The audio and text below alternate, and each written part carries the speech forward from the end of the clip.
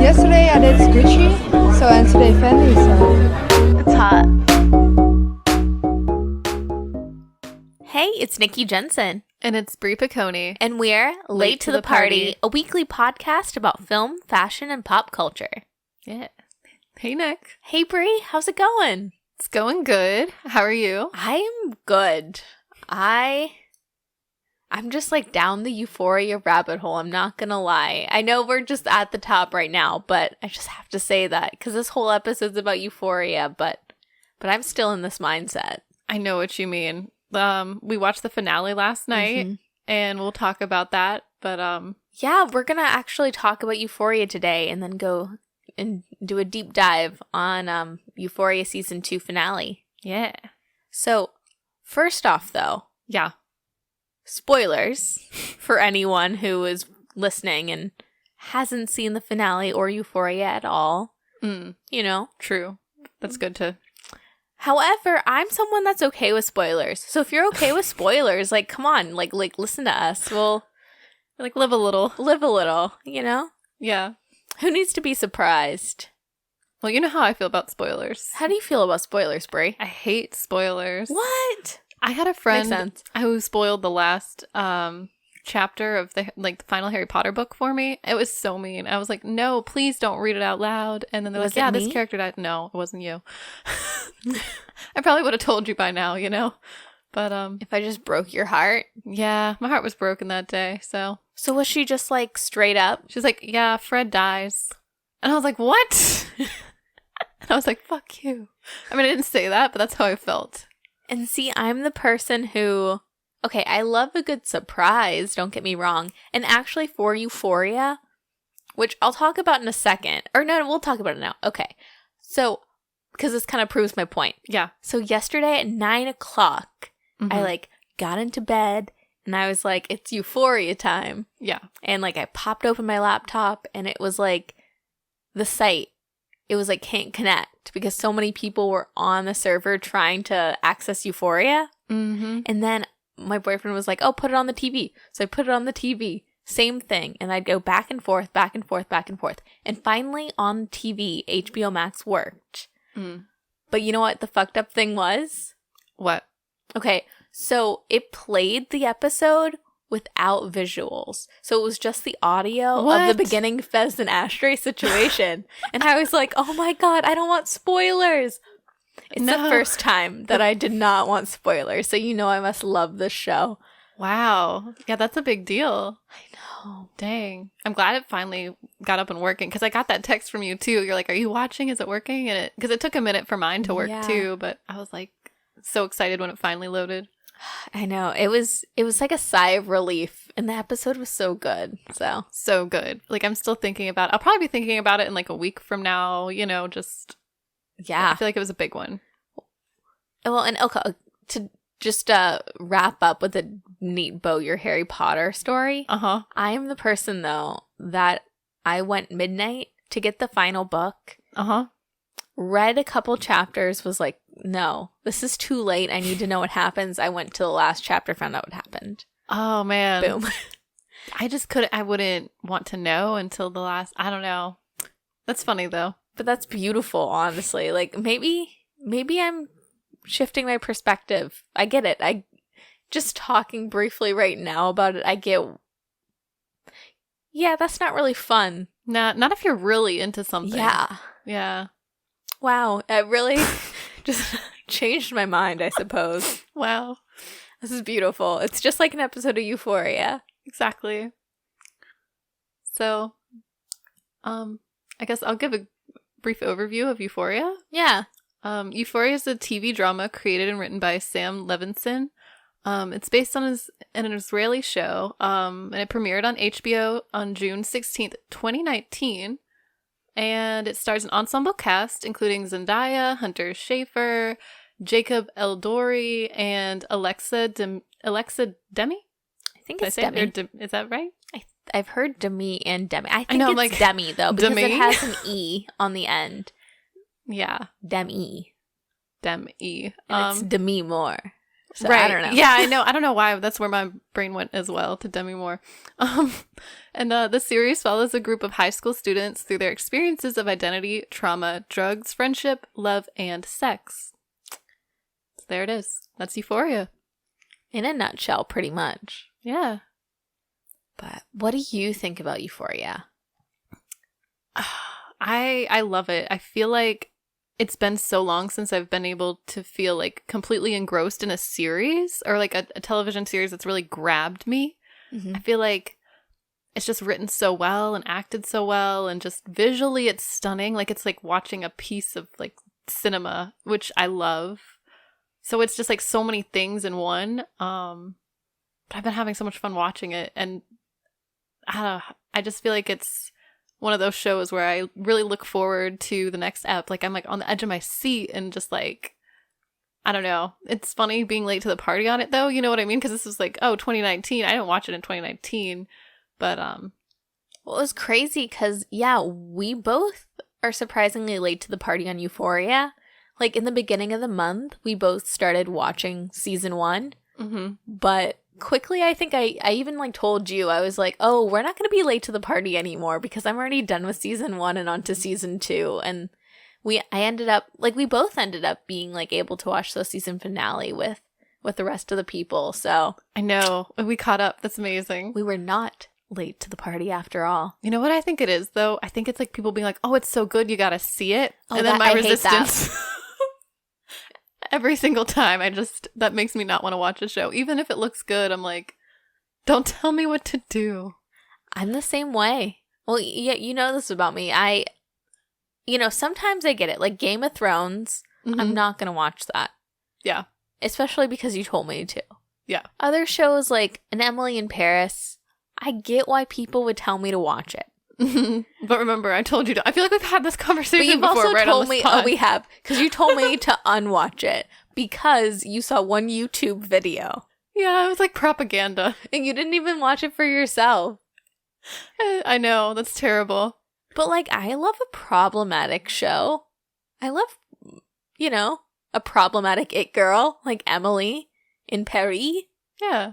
But, you know what? Someone told me to watch it and said it was right up my alley. And I was like, I agree. And then I didn't watch it. You know what's funny though? You told me to watch Euphoria. And I just I trust your judgment over a lot of people. Oh, yeah. So like if you tell me to watch something, it's way different than other people that, you know what I mean? Just tell me I know. to watch something. It's just, I don't know, it has a different effect. It Really? means more. Yeah. Oh, I think like when this show came out in 2019, I was really captivated by the visuals. And like at that time, everyone was like, oh my God, look at the like glitter tears Zendaya's doing. And just like the makeup of it all and the cinematography of everything.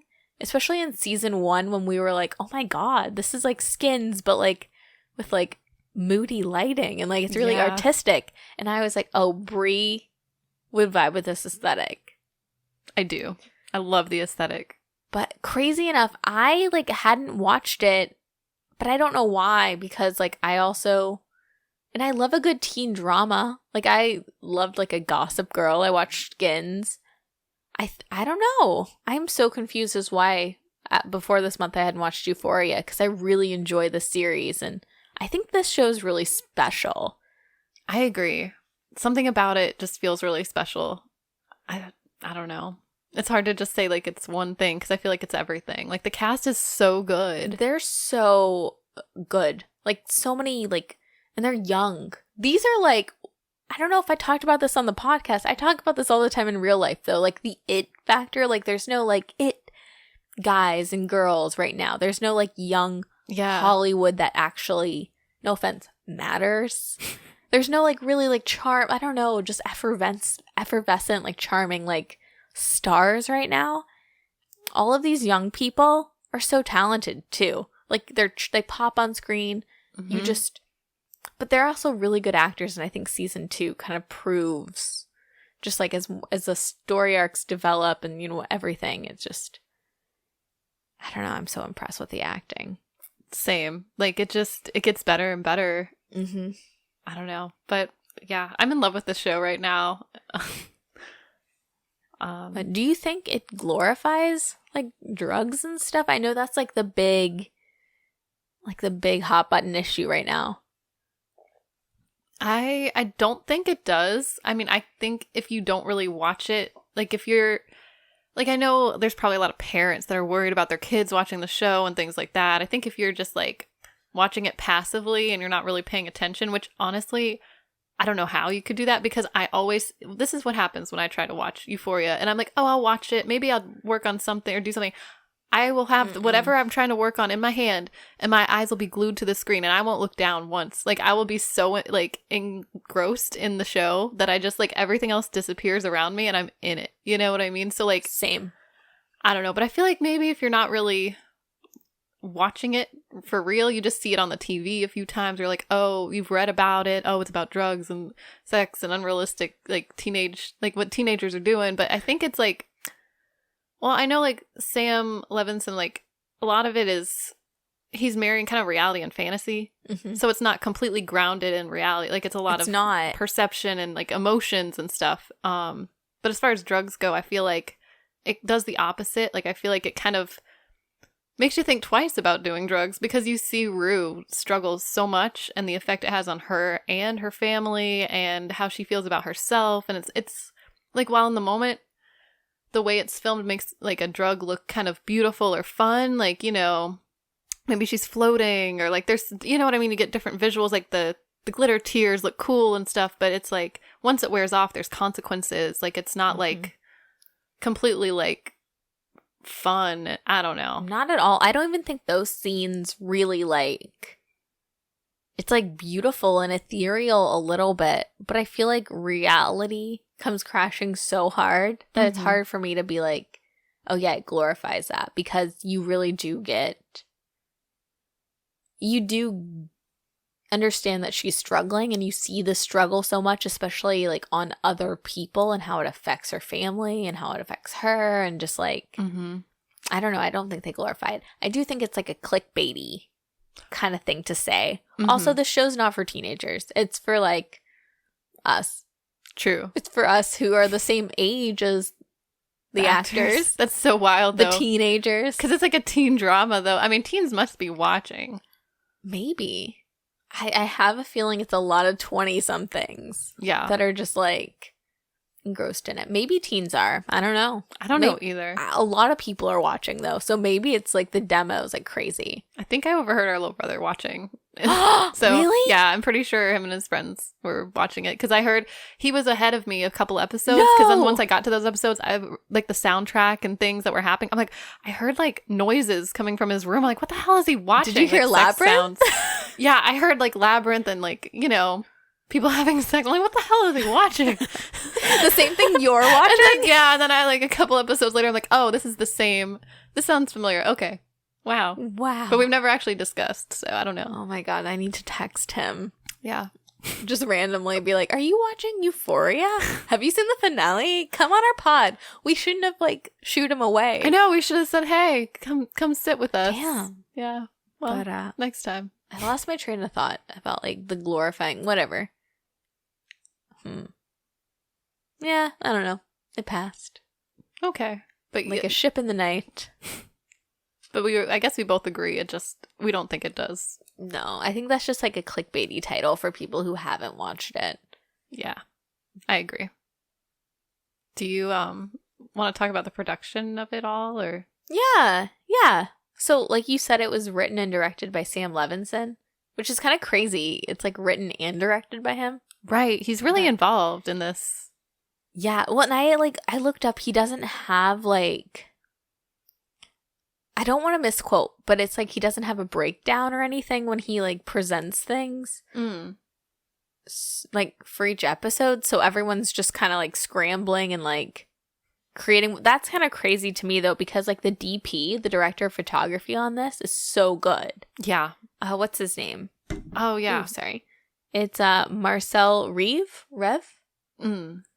But I thought it was really interesting, like the cinematic quality. Like I don't see that in like movies sometimes. I know. I mean, I just love it that it's on that like the 35 millimeter film. Like, it's the Kodak Ektachrome. Yeah, so good.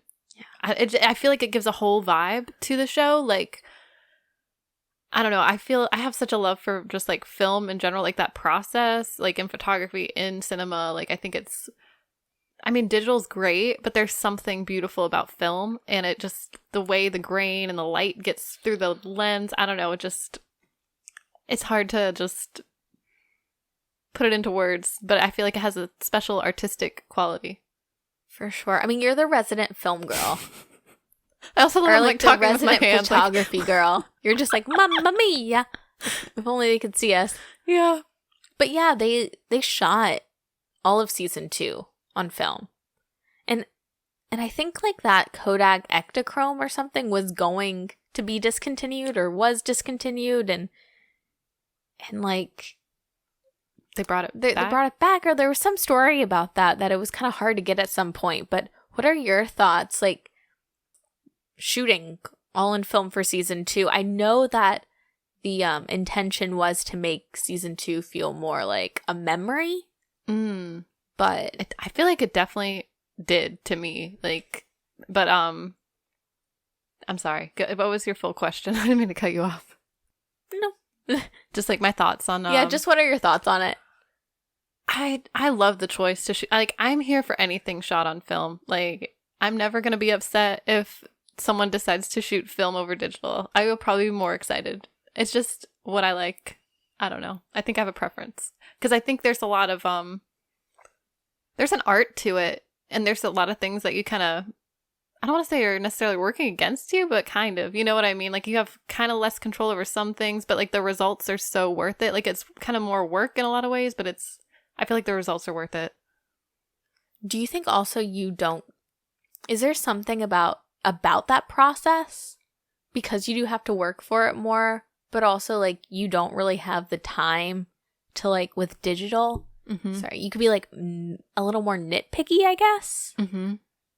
If that makes any sense. Yeah. Like, does it get you out of your head in a way? Like, is it more of like an artistic process as a whole than digital? Or I think so. Yeah. Well, because I think like I don't exactly know how they do it now because I've only worked in like film photography, not like, I haven't filmed anything using film, even though I have this little, I think it's like from the 70s, something I found at the thrift store, one of those old camcorders. Ooh. Which I would love to try to get working one day, but experiment with that. But I think it is like it's a different process. I mean, I think they have to stitch, I don't know if they hand stitch the frames and stuff. I know in movies they do, in a lot of movies when they use film, but I really don't know what it's like. But I'm sure it's like more involved. It's like the actual creative process. Yeah. Not to knock digital. But... Oh, no. I mean, I like digital and it's, it's fine. But I do agree there is something about things being shot on film that's magical. And you can't get that with digital. Yeah. But it's interesting. And because I'm not like a photographer, I don't know why. So I like hearing about that. But yeah, according to director of photography Marcel Rev, season 1 was very in the moment and had a present feel to it. Season 2 feels like some sort of memory of high school. Emotionally, the Ektachrome film felt like the right choice. Yeah. I think, well, in the first season, it felt already kind of like it was on film. Like it had those vibes. So like, I'm not really surprised that it went that way. For sure. Well, and I feel like with Euphoria, it's kind of like the Stefan, so to speak, of TV shows. Like it has it all. Yeah. Like it has like the production quality, like the cinematic elements, and like the storytelling and the acting and the soundtrack. It like has it all. Right. Yeah, that's another thing. Just like the way it's shot, and then you add the soundtrack to it. Oh, which like Brie. Yeah. What do you think of the soundtrack, Miss? You mean taking it all? Taking it all for us. Doing it all. Anyway. Oh my god. So good. I cannot get those songs out of my head. Whoever Labyrinth is, I am like, I love this man. I love this man. Like, thank you, Labyrinth. Like, I will listen to, because of you though, because you kept singing All For Us for like a week straight. Yeah. I was like, and then I get the other songs in my head. Mm-hmm. Like, what is that song? Forever, I think, on the season 1 soundtrack. Like there's a couple that one. yeah, there's a couple like bops, you know, where I'm just like, oh, I'm just gonna listen to this whole song. What about the one that's like, oh gosh, it's like Mount Everest can't something that got nothing on me or something. I don't know. Yeah. They all kind of blend together, but like I love that because it is so like Euphoria is so cinematic, and every time like a Labyrinth song is playing, it's like one of those sequences that does feel like a dream or like a film. So I feel like all the Labyrinth songs just like coalesce and like turn into one big Labyrinth song, and a little bit has Zendaya in it. I agree. Like and you know, it is cool to hear her sing too. Like she's actually really good. I had no clue that was Zendaya. I didn't either. I was like, wait a second. The way she's like lip syncing this, like when you do, like at the season 1 finale, when they just are all singing All For Us and there's that big dance sequence. Yeah. Yeah. I was like, wait a minute. She's singing this like this is her song. Is this her? Because it kind of does sound like her. But I was like, I didn't know she had that musical ability. I mean, I didn't either. Like, I'm surprised. I mean, I know she was on Disney Channel, and don't they make all like Disney Channel people sing? True. But I never heard her sing. Yeah. I was blown away. She was good. I'm just so impressed with Zendaya. I know we'll talk about that a little later, but like... I know. Every second I can be like, she's great. I'll just like say that. I'll just pepper it in there any chance I get. Oh my God. She was so deserving of that Emmy too. Like, oh my God. For real. I love her. But yeah. But yeah, moving on to like the makeup and like wardrobe of it all. I Unless had you more want to to talk. say. Oh, you did? Just a quick, yeah. I just want. I'm sorry. No, it's okay. I was just gonna say about like, Labyrinth or just the music in general?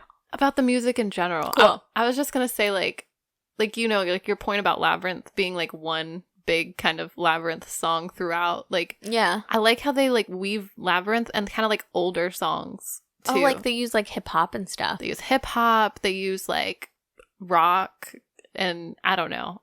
I just think it's cool that they have a variety of like music. It was interesting. I noticed a lot in season 1. They do like Y2K era hip hop essentially. Yes, I think that's what got me interested. Like, I don't want to say that was the only reason I was watching, but that definitely. Well, helped. Drake is producer, like executive producer on the show. Yeah. So, you know, Drake knows his music. Makes sense. But I did notice in this season, like there'd be Labyrinth songs, and then there'd be like an old school like rock song. Yeah.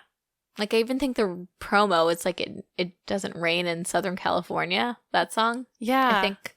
I think yeah, that's in the promo. There's some interesting choices, I thought. I like it though. It really fits. It does. I don't know how they like select it, because I know I read somewhere they have like up to maybe 37 tracks per episode. At most, I think. So I just think that's wild, because like when you are in one episode, each episode's like an hour, and the amount of music in just an episode can be a lot, but you don't really realize it. But however they chop it in there, it's just like genius. It's so good. So good. And then all the Labyrinth in there too, just to tie it together. Oh, anyway, I don't know. That's all I had to say about the music. Just, Yeah. it impressed me. Loved it. But yeah, Nick, take it away with the makeup and wardrobe. Sorry. No. I'm sorry for like cutting you off. Nah, you're good. But yeah, like the makeup and hair and the wardrobe is I really enjoy it. I really like it. I think it's, for lack of a better word, iconic. Actually, because I think like it really you can know when someone's like, "Oh, do your Euphoria makeup."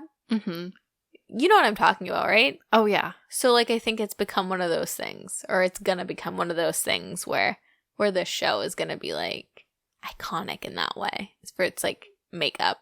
I agree. I feel like the makeup is very, it's very distinct, and it's cool. I don't know what It's so cool. how to describe it, but it's really cool. Do you have, like, a favorite makeup look from Euphoria? I'm trying to think. I know there's, like, a lot of different ones, though. You know what? I always like Cassie's makeup. And I always really like Jules. Like, I think Jules has some really fun, like like I love the little details with Jules and her eye makeup. Yeah. Like there were like little, in one of them there was like faint little white, like it almost looked like a little cloud under her eyes in one of them. Yes. And I thought that was really fun. Or just like I love it when they do the wing, like the tiny little rhinestones. Mm-hmm. But like then yeah. But then I love like in like season 1, especially like Jules would do like all over red eye, which I also loved as well. I love that. I want to recreate some Lukes. I do too. I have those like Halsey's makeup brand, About Face. She has these like eye paints, and I have like a blue one that looks like a Euphoria blue, like something Cassie or like Maddie would wear. It does. I think did I borrow that one? You did, Is that the and it one looked great. I was really trying to do Euphoria that one day when we went to see Casey Musgraves. Oh my god, Casey Musgraves, when we went to see her, everyone was in Euphoria makeup. Like the whole Euphoria has on the makeup of people at the moment. I'm here for it though. I don't want the makeup looks to go away. Like I think they should stick around a while. I think they will actually, because they are so impactful. I think so. Well, what's your favorite? I also really love Jules's look. I also Kat's look too. Like I like the way she does her eyeliner, like the neon kind of bold colors and stuff. Like I don't know. I think it's really cool. Oh, and I love Maddie's eyeliner too. Yeah, dude. Hers is always on fleek. Which like I heard that she like does her own like cat eye sometimes, like in the trailer and stuff. Oh wow, that's awesome. Iconic. Yeah. So she doesn't need the makeup artist to do that? I guess not. But yeah, Donnie Davy is the makeup artist for Euphoria. And actually she's like starting her own makeup line called Half Magic. So maybe, I think you're right about people just going to be Euphoriaing it up. Well, because we have so long. We have 2 years until season 3. So we're going to have to like, yeah, I see you that is sighing. This is too long. I don't know what I'm going to do with my life until then, because like I just don't know. It's going to be such a hole. I didn't even think about it. I'm still on like a season finale high. Right? Yeah, I'm on the high right now, so I'm like I can't imagine this show has been like my life for the past like 3 or 4 weeks. Yeah. And so I'm like, after this, then what? What is the point? I know. What is after this? I don't know. I'd have to start a new show or I don't know, watch some films. We have some films to watch, actually. That'll be fun, actually. We are continuing our Academy Awards series. So we have a lot of Academy Award winning early aughts movies to watch to fill this void. That's true. You think The Hours and The Pianist will fill this void? Do you think The Holocaust will fill this void? I don't know, man. Adrian Brody's nose, you think will fill it? Maybe. That'll help. It definitely will help. It will help. He has a good nose. Let's think about that. One moment of silence for Adrian Brody's nose. But yeah, before like we talk okay. We were talking about this before, and we were like, how do we talk about Euphoria kind of in general, or do we just talk about the finale or season 1, season 2? Do we split this up? And we were like, I don't know how to talk about this. Right. Like, pretending like we don't know what happened yesterday in the finale. Right. Like, I feel like it's such like a soap opera in that way where everything just like expands and like expounds upon everything. So like there's no going back once you've seen an episode. So it's like so hard to be in that like season 1 mindset. I can't barely think about season 1 now because I'm thinking so hard about season 2 in the past like 3 eps, especially the finale. So we know too much. We know too much about these people now. You can't go back. Right. Which I love. Like this is a very interesting prospect. I don't think I've experienced a lot, but if we can go back in time, what are your thoughts on season 1? I mean, season 1, I really enjoyed season 1. I liked how like each ep kind of introduced the characters and you kind of get a look into their lives and how they kind of became who they are. You know, that was kind of fun. I have a few notes. I liked the episode on Nate. I mean, even though I feel like he's, you know, kind of psycho, it was cool to see his backstory and understand him a bit more, you know? That's one of my favorite episodes. I really enjoyed that episode. Yeah. I always think too, just like when he walks into the party, like the lighting and I don't know. I know it's I feel like this show it's a lot about the story and the characters, but it's also the visuals are so like stunning that it's like it ingrains in your brain. Like it's hard to forget, you know, because it's so cinematic, and they have like those spotlights or like almost like a strobe light effect sometimes, and they do the slow-mo, they like slow scenes down, and when Labyrinth is playing, it just, I don't know. It's amazing. Yeah, it kind of like sucks the air out of the, not of the scene, but it is this like weird like pause you get when like it goes into one of those like visuals, I guess, where you're just like focused on Nate and like you're studying him. Like you're doing a character study on him or on Rue or whoever. Yeah, I feel like however they paced it out episode by episode, like it gives you enough room to really be in, like, I don't know, be there with the characters, if that makes, like, nothing feels rushed, like everything is just like, but nothing feels like long either, like, oh, this is taking too long, really, at least not to me. Like, no, not at all. I'm always like, when an episode ends, I'm like, oh no, like I want to watch the next one, but it's like perfectly, I don't know what the formula is, I don't know how they figured it out, but I feel like it captures my attention every second. And we get a lot of time to know these characters.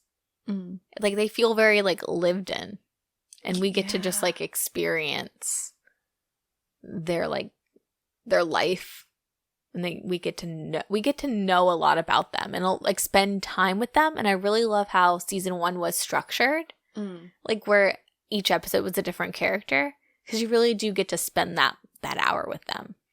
I feel like that's like really rare in any show, and especially like a teen show, because they're the characters, you kind of get them on a surface level, like even like a Gossip Girl or something, like a lot of great characters, but you don't get to like see into their world like that. No, they're like well, kind of like in movies, like a couple decades ago, like a 90s film or like an early 2000s film. It's a lot of like inspiration or like aspirational characters. But like I feel like with Euphoria, it's not like a Blair Waldorf where there's like, it's like on the surface writing and just, which I love Gossip Girl, so for just making that comparison. Yeah. But like Euphoria, every person has a really like dysfunctional life. Yeah. And like they're broken, but like there's a lot of humanity in it as well. Yeah. So, and I feel like we get to explore that. It's not just like spelled out for us. They get to show and not tell. I love that. I feel like that's a great way to tell a story too. I agree. Yeah. I don't know. Did you have any thoughts on season 1? Anything that stood out to you? You know what? The carnival scene, like the carnival in general, like that, I feel like I was into the show before, right? But I feel like the carnival like episode is what sold me. Like I bought in. I was like, whatever the show is, I'm gonna watch from start to finish. Just I think that episode really like, well, it pops off. It starts off a lot of things. It does. But I think that's the first time you really get to see all the characters like interact with each other in one place. And it like all the pieces, it's perfect. I think it's a perfect episode.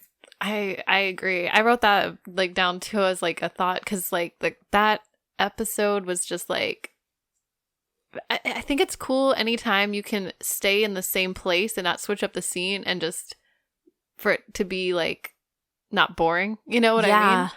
And yeah, all the characters coming together like that, because before, like you were saying, that it's like you see them, each character's kind of in their own space. You see them cross over in certain scenarios, but not all the characters together like that. So, and then there's the chili scene. Oh, the chili scene. I don't know. That scene was kind of funny to me. I love that. I mean, go off, Maddie. Right? Oh my God. Yeah. Maddie's so badass. I love her. And it's all like everything Maddie does is justifiable pretty much. Like she's not like, every time, even though it's like crazy, I'm like, They deserved it. Yeah, I mean, yeah. Honestly, yeah. I mean, her Nate's parents didn't even like her anyways, right? Mm-mm. I mean, you know, it probably isn't like maybe the best behavior or anything, but at the same time, it's like, I mean, if you're on Molly, whatever. yeah, whatever, go for it. I love seeing her pop off, though. Oh, I love a good Maddie like beat down. Yeah. But what did you think of the special episodes? Well, I only saw the Rue one. I read about the Jules one. I will probably watch it now that there's like no other episodes to watch. Yeah. But I was like kind of still annoyed with Jules, so I was like, I'll check her out later. I don't know. I'm not vibing with her right now. Like I feel like I vibed with her so much and then she annoyed me. But I don't know. I have a lot of mixed feelings on Jules, but I just wasn't like that into the Jules special episode. I think it's because I saw the first one. Like Trouble Don't Last Always is the Rue. That's the title of the Rue special episode. Yeah. And I think it was like that's like my favorite episode of the show. It was really good. It's, like from an acting perspective and like a writing perspective, it's so good and so like simple. Mm-hmm. And I was talking to you before, like the moment like we see Ollie on screen anyways, I was like, I clocked it. I was like, he's a theater actor. Just the way he says his lines and just the way he's acting. I was like, he's a stage man. He's a thespian. And he is. But just it's like they filmed this kind of in between season 1 and season 2. So it's like pandemic times. So they couldn't get a lot of like the cast together or anything because of like the CDC guidelines and whatnot. So it's just Ollie and Rue in a diner just talking about life and talking about, well, basically Ollie telling her like basically not to be so self-absorbed essentially, right? And to just like stay alive. Yeah, and then he's like telling her, she thinks she's done all these things and she's a terrible person, whatever. And he's like, well, whatever you're thinking, I've done worse. Or you know what I mean? Like you're not talking about anything. Like I've been there and done that. Got my t-shirt. Like you're still young. Like, and you have like every day to like change. Yeah. But just to see like, what is his name? Coleman Domingo, just his acting, just like monologue after monologue in that special episode. It was phenomenal. He was so good. And Zendaya was really great as well. I agree. They got me, like, I don't know, that episode got me in the feels, like, because I think she got really vulnerable with him at a certain point. And then, like, when he goes and calls his daughter and stuff, like, it's just, I don't know. And it's like Christmas Eve, too, when they're at this diner. It's just the two of them, and they're just really being open and honest with each other. And it seems like, I don't know, like Rue doesn't really open up a lot and talk to people, so it's kind of... And it's like real talk, too. It's real talk, yeah.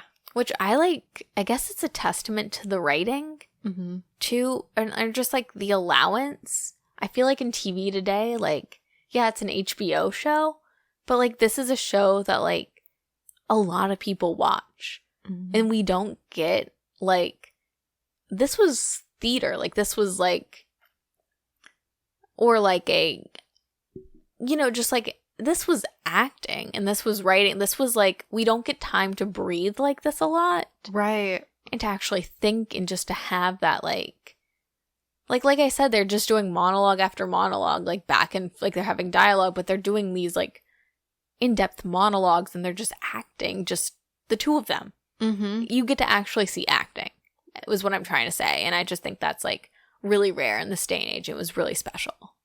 Yeah, no, I totally agree. Like, I really enjoyed that episode. Yeah, they were great. I don't know. I was convinced. I was like, they were really great actors. You're right. We don't get to see that breathing room a lot. But yeah, I love the scene too. Just like the diner. I feel like they maybe like when they zoomed out, they kind of nodded to like that painting like with the diner, like that Edward Hopper painting where it's kind of lonely and they're the only two people. Like I had those vibes, like the framing of it too, but it just has like the motel in the background and I love the colors too, like the blue tones and the kind of greenish yellow coming through. Oh, it's so good. And like I love like watching that like going into season 2 because in like the first season, all those episode titles are like pretty much rap songs. Yeah. And then with this, like you're saying, referencing the painting, they kind of do that. They do a lot of literary and like artistic references for like the episode titles in season 2. Yeah. So I thought that was like an interesting like transition into season 2. Yeah. And then there's that there's the montage in season 2 with Rue and Jules like in and all those paintings and movies and things. The Titanic. Yeah. I don't know. I thought that was really fun. That was really fun. So into season 2. Season 2. But yeah, like what are your thoughts as a whole on season 2? Is it better? Is it worse? Is it on par with season 1? I mean, it's definitely on par. I mean, it might be even better. I don't know. I mean, I really enjoyed it. Like every episode I feel like just keeps upping the ante, and it feels like the structure's a little different, and it does feel a little more dreamlike. Like it feels like I know there are some scenes like that I feel like are played in multiple episodes, like the same thing kind of over again, which is interesting and kind of strange to me, but like it has to have a purpose, I'm guessing. But like for Rue, when she has like flashbacks to her dad's like funeral and stuff, and she's giving the speech, there's like 3 different episodes. There is. They're in the same setting and everything, and it's like I found that interesting. You know? I know. Like for me, it's like very hard to be critical because I am like on this ride for one, but also like consistently in this show, they're always taking like risks and they're going for it. Yeah. And it seems like you're like, to your point, they do have like Sam Levinson has this vision. Mm-hmm. So I'm too, like I noticed like the funeral scene plays a lot, but I'm like, oh, it's for a reason. Or I just like I trust this like artistic journey in this story. So I'm just having a good time. So it's hard for me to be very critical about it. Yeah, no, I agree. I'm having a good time too. I'm like, I don't know. Is it like, I mean, it might be better, but it's definitely not worse or anything. Like, I don't know. Season 1's really good. And I feel like season 2 is also really good. I feel like a lot of season 1 is like quote unquote perfect as far as a show like this goes. And I feel like season 2 is very good and they get to play. And I think I really am enjoying it. Yeah, there's like a little messiness to it, like with what's going on with the characters and stuff. It's not as neatly wrapped up, maybe. Yeah. And I dig it though. Same. Yeah. So I guess mainly before last night, even though there are some like loose ends after the finale. Yeah. Like what were your biggest like, well, okay, I'm on Euphoria TikTok and that's all I'm recommended. And there's always these like theories. Like that Ashtray was like Nate's brother, I saw that one, or that like Elliot's Nate's brother, or that doesn't even make any sense, or that Elliot is actually like in cahoots with Lori, the trafficker. Like, do you believe any of these like Euphoria TikTok conspiracy theories? Okay, I don't know about Elliot. You know, I don't know if he kind of. Okay, first of all. What kind of drugs is he even doing? Because I'm confused. Because I was under the impression that Rue was doing the harder drugs and he was like smoking weed. I don't know what he's doing though. I think cocaine. Yeah, they're doing I think coke, right? Well, because don't they meet up at the party in the beginning of season 2? Oh yeah, he's doing cocaine. Okay, or like pills or something. He's doing a hard drug. Okay. Oh yeah, that's right. That is how they met. Okay, thank you, Nick. You're welcome. Mind. All right, never mind. For some reason, I was confused. You're like, I have this conspiracy theory that Elliot is stone cold sober. No. But you know, there was that scene when he goes to the bathroom and there's like, he like blows the drugs like off the book, or not the book, the Yeah, it's like under something, yeah. Like Rue had just snorted something and then he goes in there and he's like, oh, I'm not doing this, basically. So maybe in my mind that was like, oh, maybe he's not into certain drugs, like he has a limit or something, but no. I don't know what my point is. I was confused by that scene as well. I was like, wow, is he gonna like be like, just say no? And or just let Rue just be a drug addict and he's just gonna help. That has to be for a reason though. I think he is in cahoots with Lori. Like, I really believe this conspiracy theory. You think so? Why? Tell me. Oh, I just like when they met. Mm-hmm. Yeah, like I think just like when they met. But wait. I have a new conspiracy theory. Okay. Scratch what I just said. Okay. If you think about it, Elliot has never been in the same room as anyone else except like Rue and Jules, right? Right. Even when we see him at the play, it could be a figment of Rue's imagination. I'm saying Elliot's not real. Elliot's not real. But what about Jules? Is that not real? Jules and Elliot kissing? And I don't think that's real. do you think this is all Rue's imagination? Yes. I don't know. This is just like a crazy, like Alex Jones style conspiracy theory. My theory is Elliot's not real because no one else has interacted with him. That's kind of odd for Euphoria. Whoa. And even when he goes to like Rue's intervention, who's to say he was really there? Well, okay. Isn't there... Doesn't Jules tell... Jules tells Leslie, the mom. Yeah, Jules is the one that tells her. So... But I'm confused because I thought Elliot was going to say something. So Elliot told Jules and then Jules... okay. I don't know, There Nick. might be holes in this, but I don't know. Yeah, I don't know, but I'm here for this theory. Like, I'm intrigued. I mean, yeah. Do you have It's any? a fun one. I don't know if I have any personal ones. I mean, I think an interesting one though is Ashtray being like Nate's cousin because he kind of does. I was thinking that too when they brother. They say he's the brother. or brother. Oh, okay. I've heard like a couple things. Oh, have you heard really? the one? Okay. Have you heard? I've heard brother, but I've also heard cousin because they're saying that Lori and what's her name? Marsha are sisters. Oh, I've heard that one too. That They makes kinda sense. look alike. Have you seen the side by sides? I have. I thought they were played by the same actress. I'm not gonna lie. Yeah, I don't know. So they were saying maybe that Ashtray is Lori's kid or something. But then they're still kind of, you know what I mean? It's like, oh, how do you explain him, you know, being dropped off and like being, it doesn't really make sense. It's another one. I'm like, well. Like conspiracy theories are so fun, but it's also like, I don't know, like we should probably take certain things at face value. Yeah. I don't know. It's fun though. It's really fun. Fun thought. But yeah, I'll try to come up with some. You know, that's what I'll do in some spare time now. Now that I've got all that time, Create got 2 years. crazy TikToks. Yeah. Yeah. Any other theories for you? No, that's all I got. What about what characters or subplots are you most interested in? There's so many that I really like. Honestly, the one that I care about the most. Okay, I want Rue to succeed. Yeah. I want Rue to be sober, and I love her.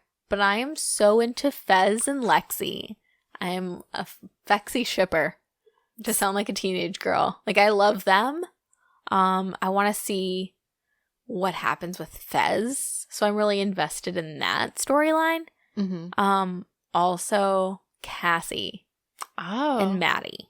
Oh, and okay. Nate. Yeah. I'm interested to see how that all works out because I think like Cassie's spiral this season it's really interesting to me, and I just want to see like what actually her bottom is and what will happen. And just with her and Nate, how this is gonna play out in that way. But there's no real subplot that I'm like, well, okay. I don't care a lot about Elliot and Jules. Okay. That's the one I could like take or leave. What about you? Gotcha.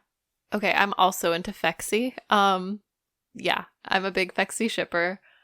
And I definitely like I feel like Fez has really grown on me. Like, I mean, I always kind of liked him, but he just keeps proving like he has such a good heart, you know? I love Fez. Yeah, I don't know. I'm really rooting for him, and I know we'll get into the season finale, and I don't know. I'm trying not to like talk too far ahead about it, you know, because I feel like there's a lot that happens there. But yeah, I'm really invested in those characters as well. Honestly, Cassie, I'm kind of annoyed with Cassie. I feel like when I get annoyed with these characters, I'm like, I don't really care. Oh, Like, really? Do you not care about Cassie at all now? Not really. Not. I care about Maddie more than I care about Cassie because I feel like, I don't know, Cassie's, is it bad that I don't have a lot of sympathy for her? I did. Oh, I don't. Okay. I loathe Cassie, and that's why I want to see what happens in her storyline. Yeah. No, it would be really interesting. 'Cause I think you're right about her breaking point or whatever. Like, she probably hasn't quite hit the lowest, but she's pretty much there. I don't know. But I feel like she brings a lot of things upon herself. She does. And I think that's an interesting character study, to be honest. Like, it's very Freudian in a way, just the way, like, Cassie kind of goes through life. It's very reckless and not a lot of consideration for others or herself, really. I don't know. She seems a little, like, wacky in a way. Like, something's off with her. Well, no, I think Cassie bases all her worth on the validation from men. Mm-hmm. Because I think that's, like, the only, like, love something with her dad she's probably. ever known. Yeah, I think she has, like, crazy daddy issues. Mm-hmm. But also, like, because he abandoned the family. Mm-hmm. You know, she is always seeking that. Mm-hmm. But also, like, even when they do the flashbacks for, like, Cassie as a younger girl, mm-hmm. when she matured and she got, like, the big boobs, mm-hmm. she only got positive, like, attention a lot of times from men and about her looks. It was, like, a different way, like, her sexuality and her, like... Oh, yeah. That's right. And even in, like, season 1 with, like, McKay, mm-hmm. it's really interesting, like, she doesn't know any...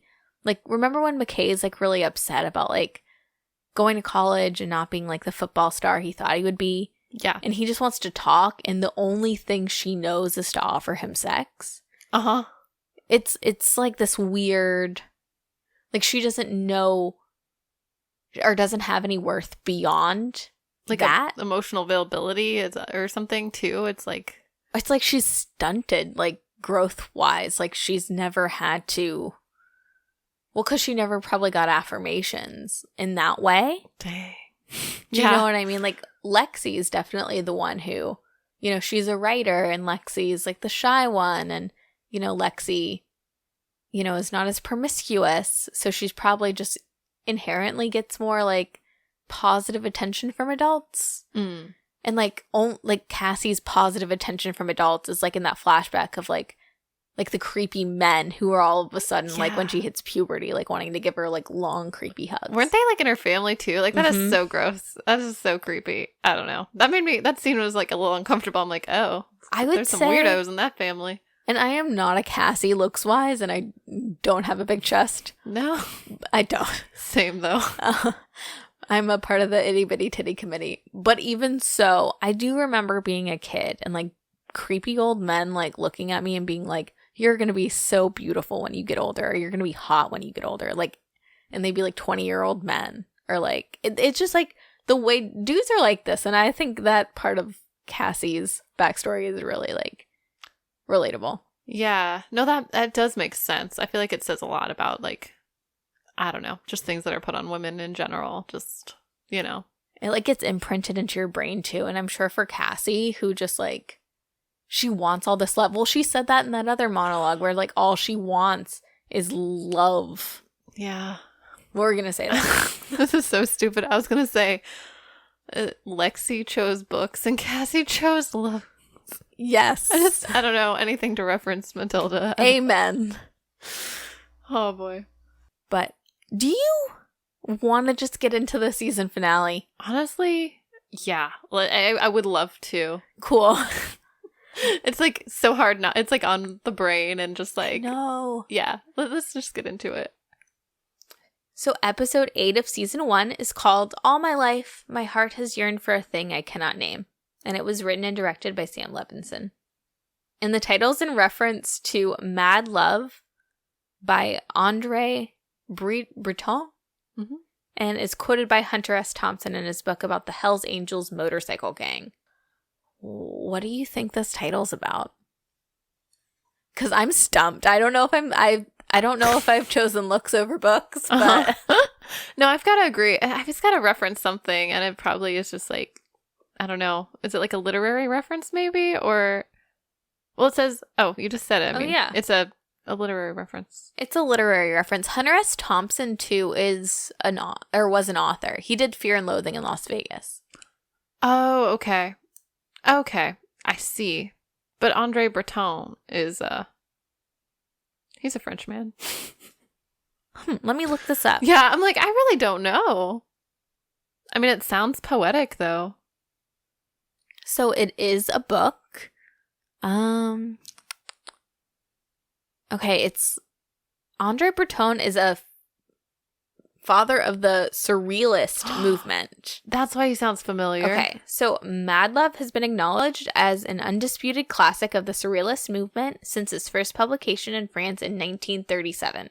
Its adulation of love as both mystery and revelation places it in the most abiding of literary traditions, but its stormy history and technical difficulty have prevented it from being translated to English until now. There has never been any forbidden fruit, only temptation is divine, writes Andre Breton, leader of the Surrealists in Paris, blah, blah, blah, blah, blah.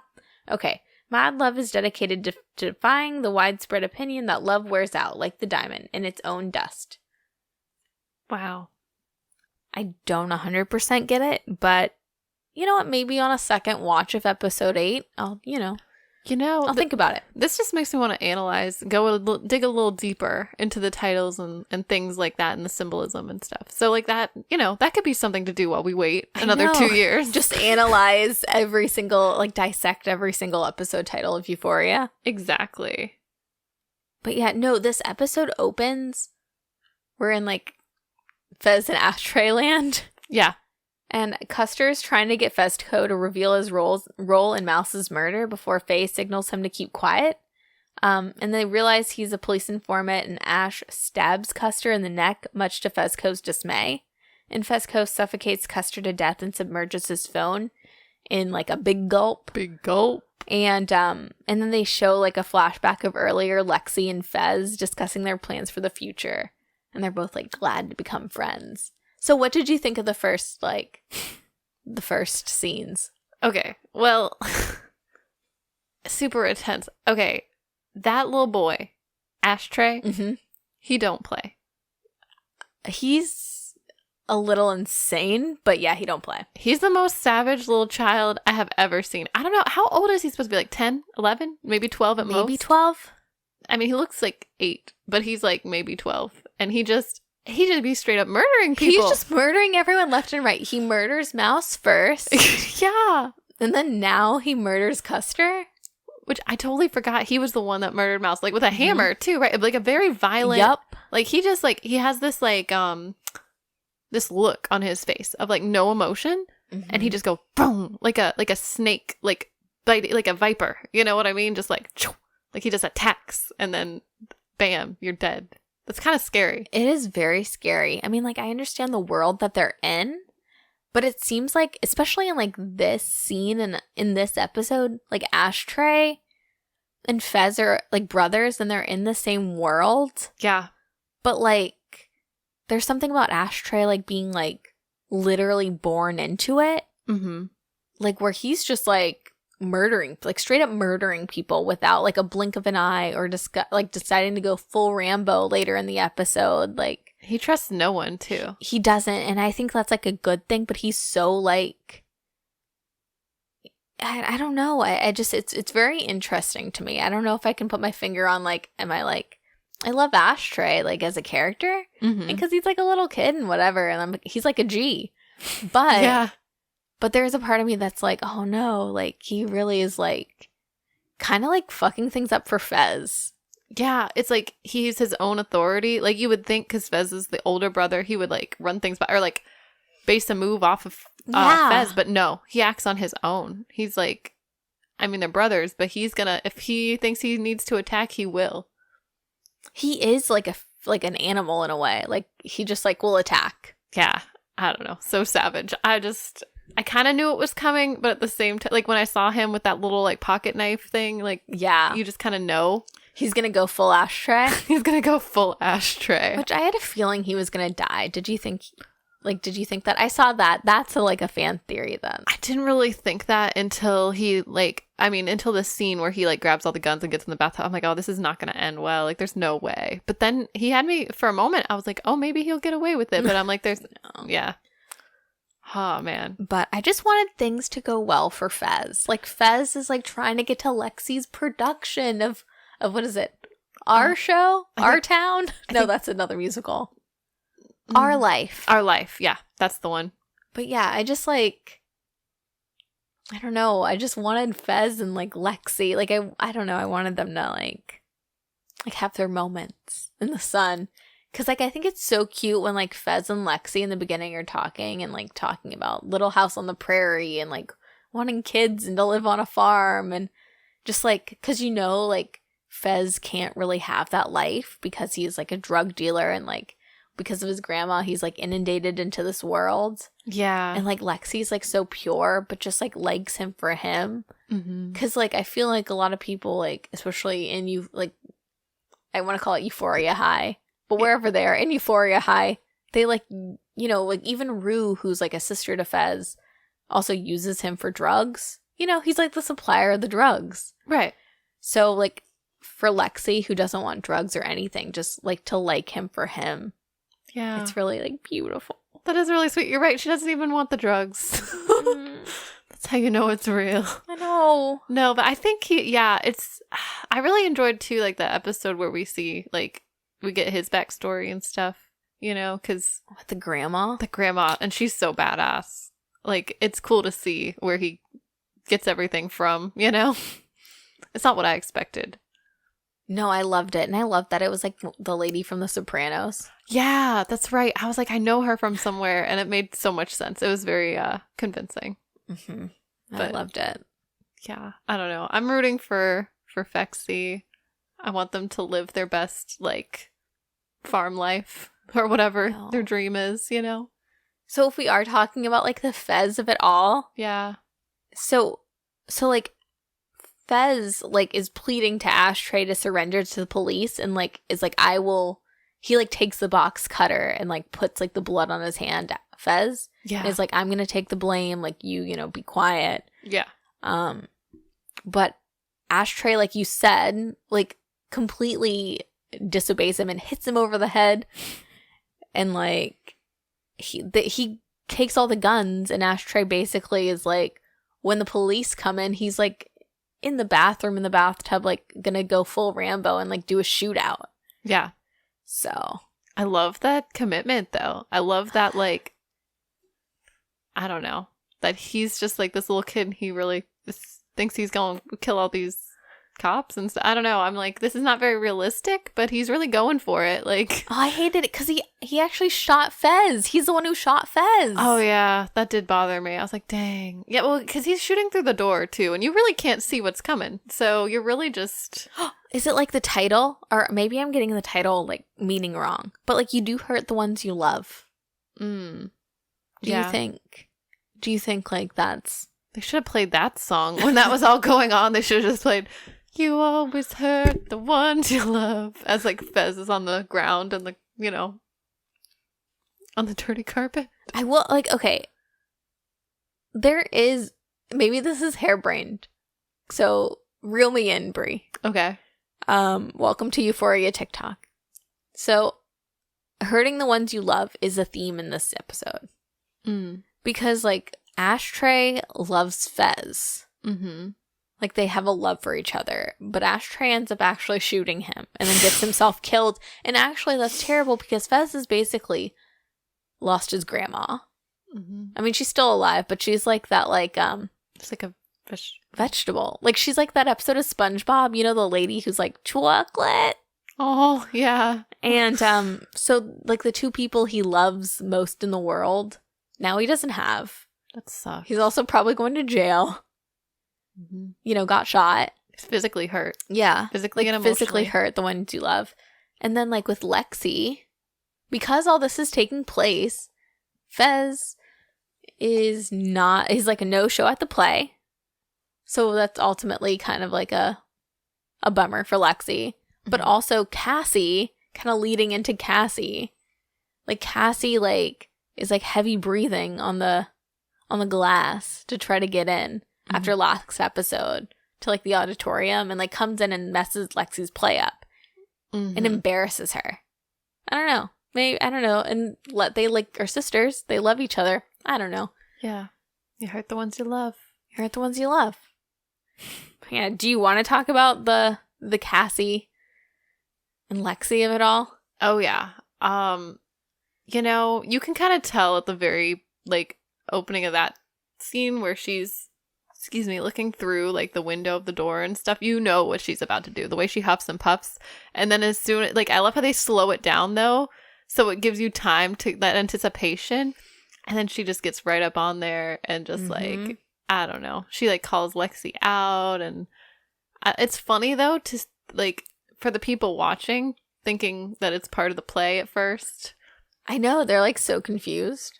Yeah, well, because you have like the girl that's playing Cassie up there, and then you have Cassie, and then the mom gets up there. Suze, oh my god, my favorite character. I love Suze. She's so great.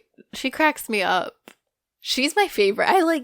I love Suze. I just want to say Ethan too, playing Suze, so good. Give him all the flowers. That was my favorite part. If we're just mentioning like last episode, the holding out for a hero scene. Oh my god, iconic. That was so great. So good.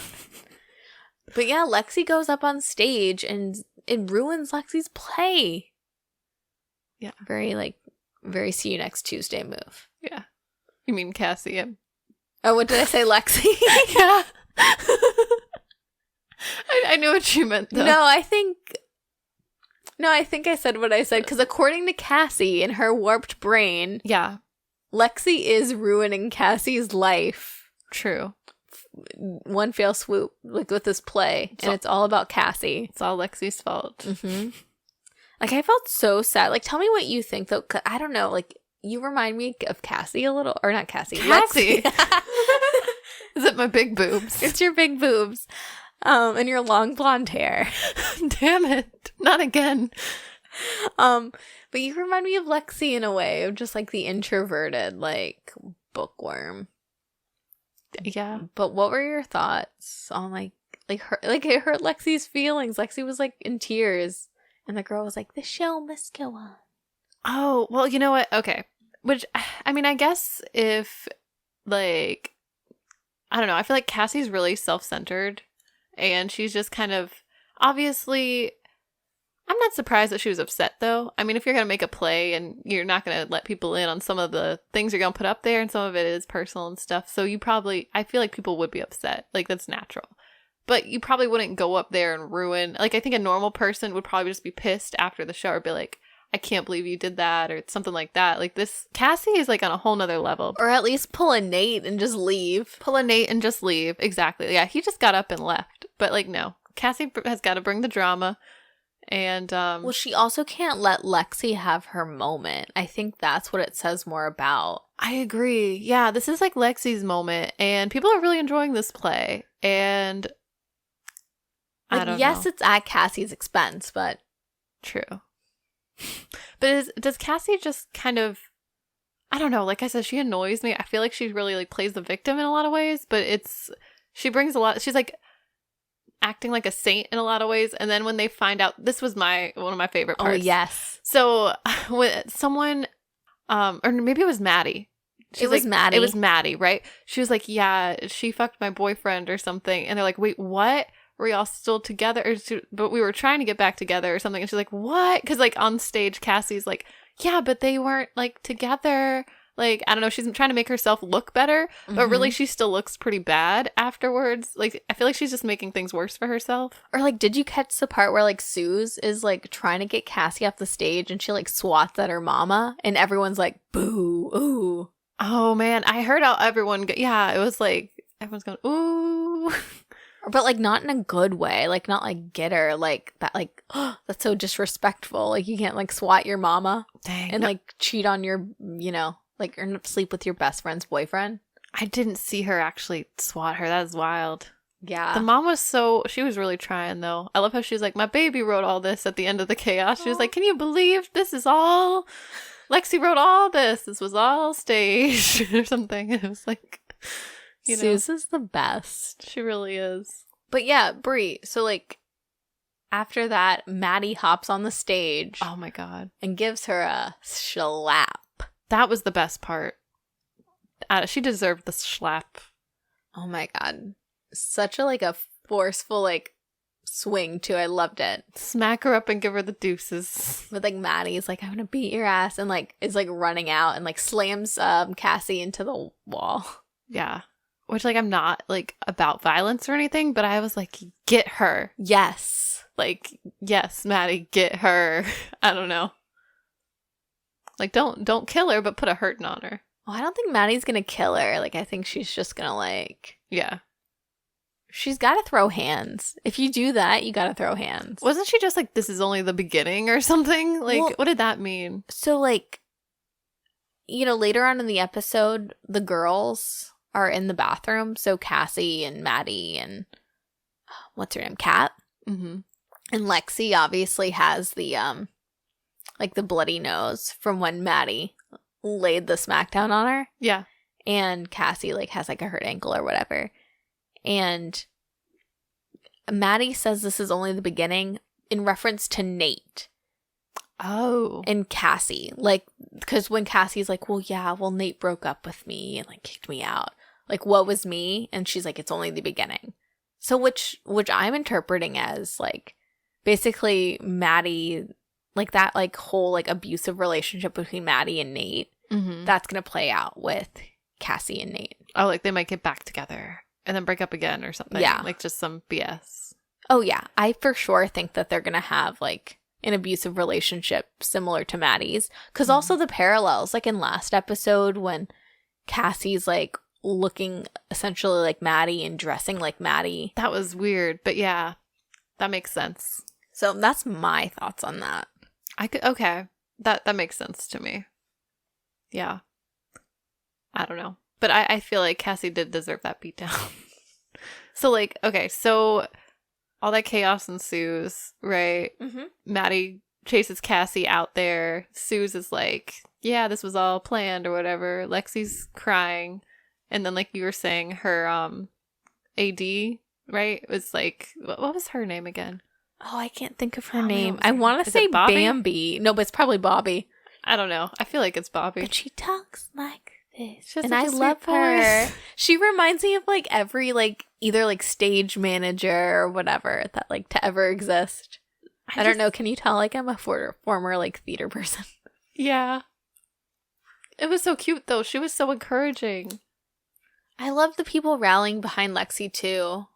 And like I loved how like Rue's the one who started like the chant, like Lexi, Lexi, like it's Rue. Yeah. That got me in the feels because it's like, because they were best friends and stuff. And then it was like, I don't know. It seemed like they kind of stopped being friends because of Rue's. Yeah, I mean, Addiction. Yeah, it's kind of hard, I guess, to be there for someone who doesn't, want someone around. I would think that's how it appears anyway. I mean, like Rue hasn't been a good friend to Lexi like for a long time because of her addictions. Yeah. So I think it's really nice, like, to like see that come full circle. Like I really like loved that whole like the Rue's redemption story in that way. Yeah. Because like I thought at the end, because the play really is like a love letter to Rue. It is. And like that's really what the play is about. A love letter to Rue and hate mail to Cassie. Yeah. Well, it's kind of showing like a mirror on how ridiculous like all this drama has gotten. Mm-hmm. And like how ridiculous Cassie is. Yeah. And like, I don't know. But what were your thoughts on like the Rue and Cassie? Or not Cassie. Why do I keep calling her Cassie? Lexi. The Rue and Lexi of it all. Yeah.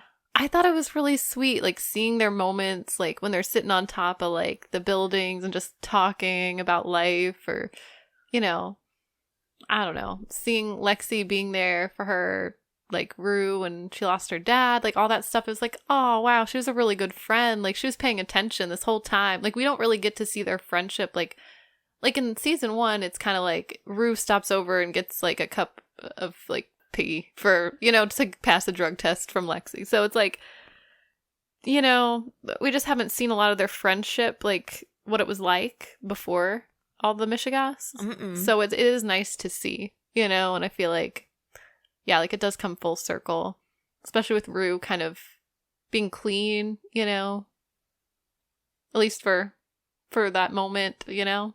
It was really sweet. Got me in the feels. But yeah. Yeah. I Sorry. don't know what to say. I I'm was like, thinking about that. yeah. Oh, no. What did you think about it? About Rue and Lexi? Yeah. I just thought it was really beautiful. It was really sweet. And I'm really glad that we got to see that moment because you're right. Like, Lexi has kind of been like, I don't want to say used by everyone in her life, but either overshadowed or undervalued. Yeah. And just like not really paid attention to. And like Rue's meant a lot to Lexi in her life. And so it was really nice to see like Rue actually be there for Lexi and like start the chant and like just loving this play and like how she says to Lexi like this is the first time she's felt her life was like okay, or what did she say? Yeah. You mean like when she was talking to her in the bathroom and stuff, or she says that like, what does she say? She says something about like how it made her life look, or how she made her feel okay about her life. Yeah, I know what you're saying. Yeah, that's basically what she said. Yeah. Yeah, that I don't know. It got me in the feels though. Yeah. Like, yeah. No, I just thought it was really, like, really sweet. It was really sweet.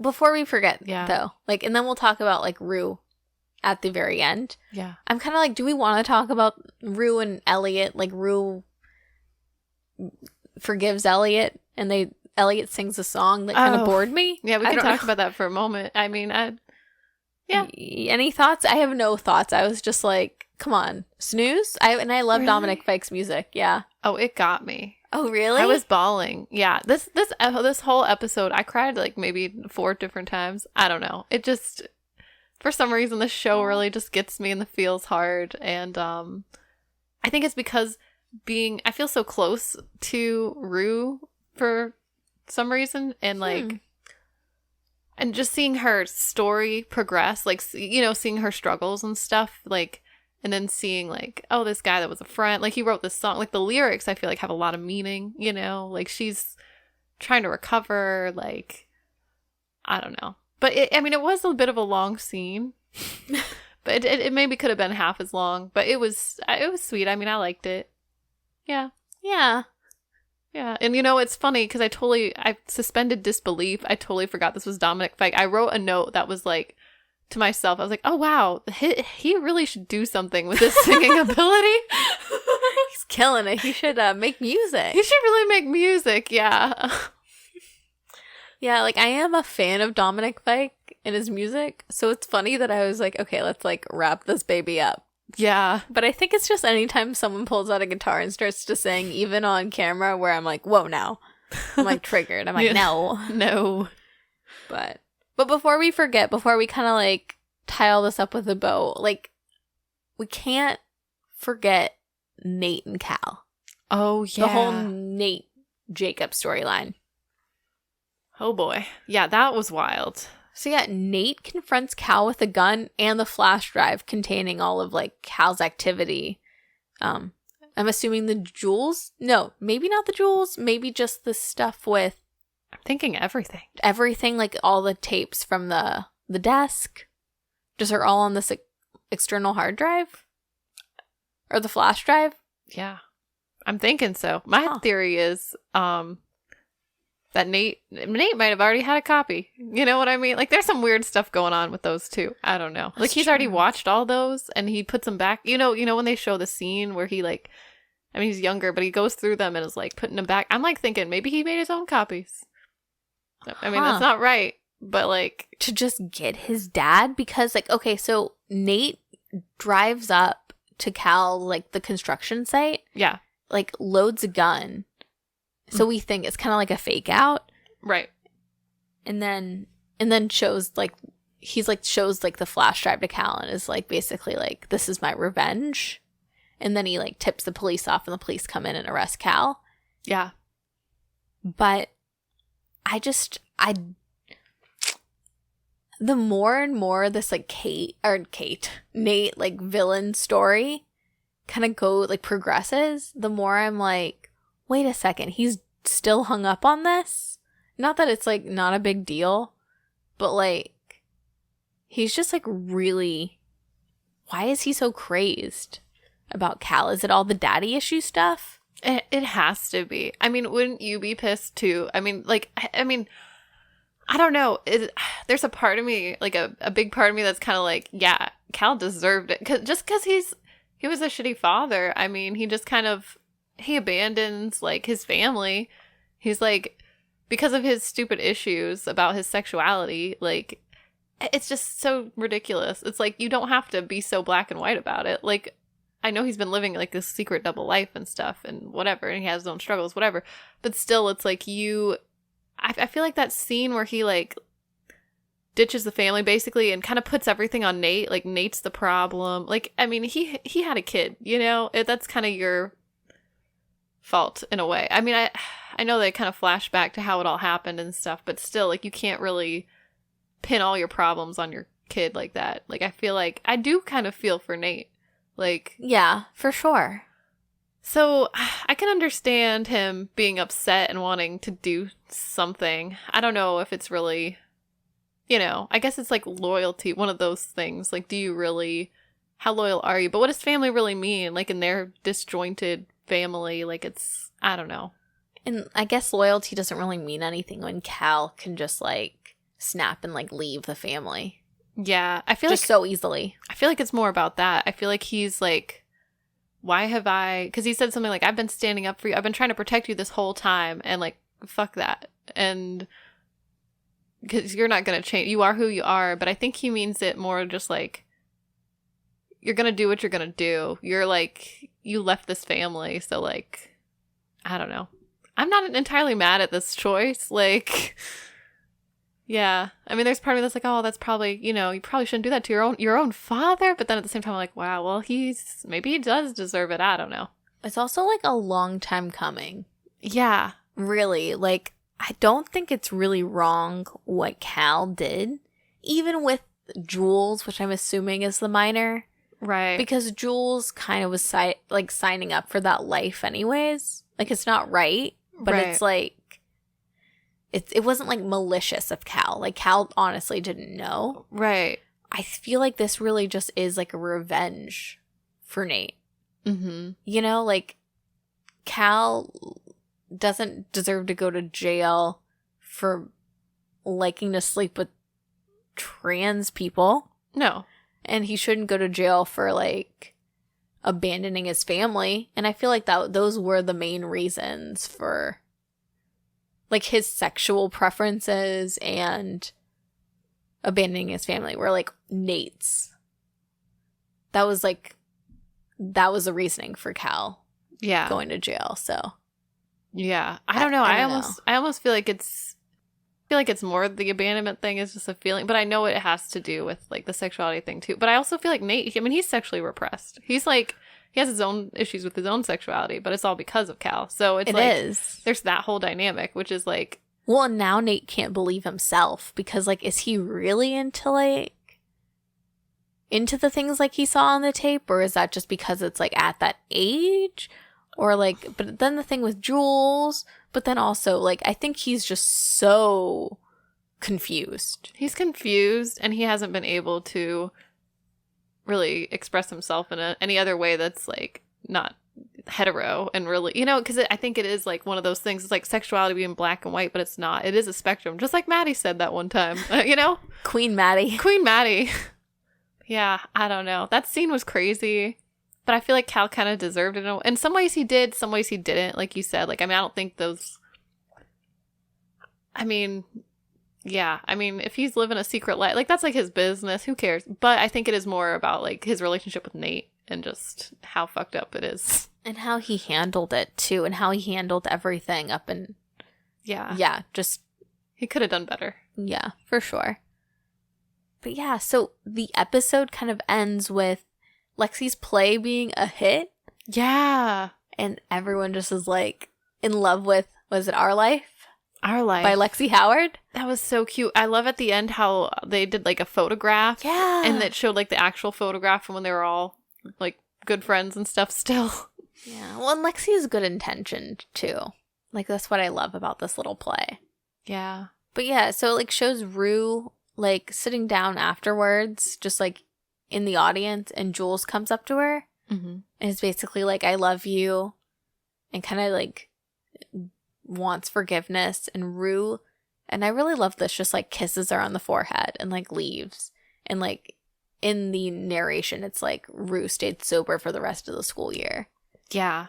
And I don't know, I'm like really here for like Rue's redemption arc. Me too. I hope she stays on the up and up. I mean, I know we have a whole nother season, so it's gonna hard to believe that that's gonna, maintain. But it's good to know. And it sounds like she's learned some lessons, like with Jules and stuff. Like, she probably shouldn't have been in a relationship with what she was going through. You know what I mean? It was a lot. I mean, for a young person, that is a lot, I feel. So I agree. And I don't think Jules is ready for a relationship, really. Like, I think Rue wanted more commitment, and Jules is more like loosey-goosey. Like, she's probably doesn't want to be tied down. I don't know. Well, I think at the end of the day, too, Jules is a lot about herself.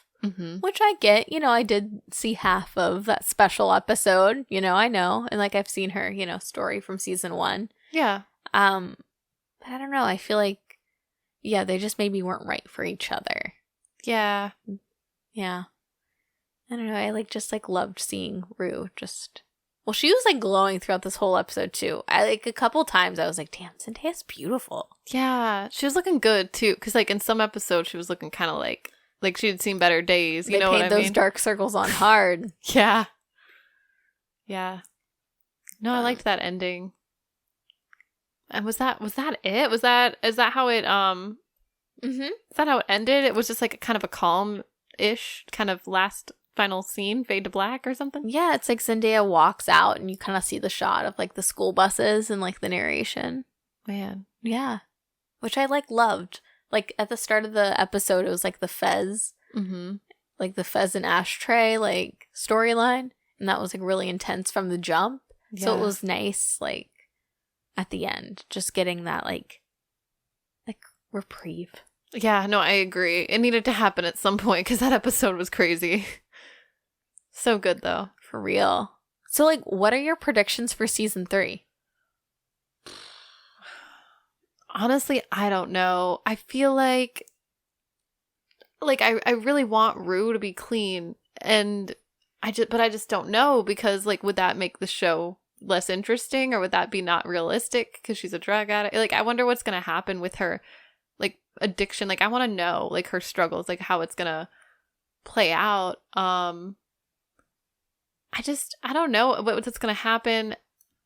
I mean, Maddie and Cassie have had a spat now, finally, like an actual fight, like, so I don't know. Maybe Cassie and Nate, like you said, will, get back together and play out that kind of unhealthy relationship all over again. Do you think, like, to parallel Nate's mom, like, Cassie will get pregnant? Maybe. And then he just never explores his sexuality and is just repressed for the rest of his life, just like his dad all over again. Yeah, well, because, like, even in that shot of, like looking in the mirror, isn't he, like, faced away from the mirror or something? Like, oh, yeah, that weirded me out, whatever that shot was, because was it, like, did they do 2 shots, did they split them into one, or I don't know what the word is. They could have. Because it looked I know what you're talking about. Yeah, it looked like he was facing one way, but his mirror self was facing, I don't know, I just got a little tripped out. I don't know if that was me, or... It looked really interesting, though. But, yeah, like, I'm thinking that's where the story is going to go with Nate and Cassie. But I don't know. Yeah, I'm trying to think, because it's a lot. I mean, one thing that I think is interesting, well... Did you have any predictions? Well, no, but I do think, like, season 3 might be their last season. Like, I wouldn't be surprised. Like, they're going to be almost 30 years old. Oh, the actors? All the actors are going to be, like, if they're 20, like, the approximate age of, like, a Euphoria actor is 25. They're going to be 27. But I feel like, well, and Alexa Demi, like, is either going to be 27 or, like, in her 30s. So, like, I feel like they're going to start to age out. Like, maybe that's why they also killed off Ashtray, because he was looking like, but really, in 2 years, he's going to look like he, like, is, like, a fully formed adult. Mm. And I guess that could have worked. But they're just growing up, you know? Yeah, that's true. That makes me think of Stranger Things. Did they ever do anything with Stranger Things? Because those kids are getting older. The 5th season's going to be the final season. So they're going to do 2. Oh, sweet. Things. But yeah, they essentially aged out. Mm. So, and also because, like, it's going to take 2 years because Zendaya is, like, booked and busy. She's a busy gal. Good for her, though. Right? So I think season 3 is going to be the last. And I think they're going to, like, tie everything up a little bit. Tie up all these loose ends. And I think Lori will come back. Okay, yeah, that's what I was thinking, too, is, like, it's never addressed. Like, once Rue... So, somehow she pitches that idea to Lori about, like, she's basically going to be a businesswoman selling her own drugs all of a sudden, like, which seems crazy. Oh, Rue. I don't think Lori bought that. I think that was just, like... a way to, like, get her hooked, get her into the prostitution or the sex trafficking, whatever she's doing. Yeah, that's what I think. You know? 'Cause you don't just give a 17-year-old, like... Yeah. All those suitcase of drugs worth thousands of dollars. She's like a literal kid. Yeah, that doesn't make sense. I did hear this theory that Lori might do something to Gia. It's like... Oh no, the payback. sister? Oh. Because, like, the mom in the episode before this one is like, well, I've already essentially lost you. I'm not going to, like, lose Gia without a fight.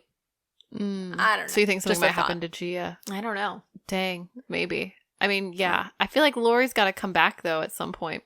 Because, like, it's just not addressed. Like, all the drugs get thrown away, like, by Leslie, right? Mm-hmm. And, I mean, that is a lot of money. I don't know. And then she tries to keep Rue in the house and lock her up and stuff. So it's like, so Rue escapes and we never get a follow-up on what, does this Lori person, does she come looking for Rue? Like, does she know where she lives? Like, how is she going to get her payback? Like, it's kind of it's definitely a loose end. It's a little unsettling. Yeah. And I don't know, like, maybe I'm reading into it too much, but, like, even at the end when Rue's like, well, for the rest of the school year, I was clean. Mm-hmm. It could be, like, outside forces that are, like, gonna keep Rue down in season 3. You know what I mean? It could be Lori coming back or whatnot, but... Right. It really could be.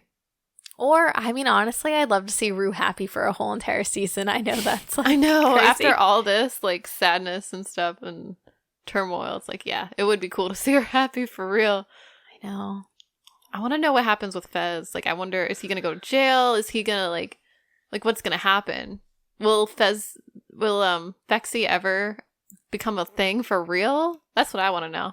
I don't know. Honestly, I think, like, Angus Cloud is, like, surprisingly the breakout star of Euphoria. Like, I'm in love with him. And, He's like, so good. And, like, Fez, I'm really, like, I want to know what happens to Fez. I don't know if I can wait 2 years. This is going to be so sad. I know. No. We can write our own fan fiction. We can. Or, like, Fexy fan fiction. That's what we can do, yeah. I'm sure people have written some. Oh, I'm sure. Yeah. Just where do they put that now? Tumblr's not a thing. Well, there's always fanfiction.net. Hopefully it's not still sponsored alive and running. Yeah, that's where I used to read my, like, Law & Order SVU fanfiction. That's hot. So, yeah. Well, do you have any final thoughts before we kind of wrap this up? Not really. Just, like, I cannot wait until season 3, and it's been a journey. Yeah. It totally has. I'm glad I hopped on this ride. I know, me too. I'm feeling very euphoric. But Nice. Yeah, thanks. Well, yeah, so you can find us on the Late to the Party Pod on Instagram and send us an email with any movie club suggestions, because we do movie club. We watch a movie and then we gab like gals about it afterwards, or any show topics at thelatetothepartypod@gmail.com. And you can find me at Nick D. Jensen on all platforms.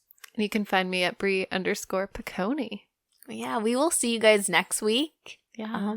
Thanks for listening. Yeah. Have a good one. Bye. Bye.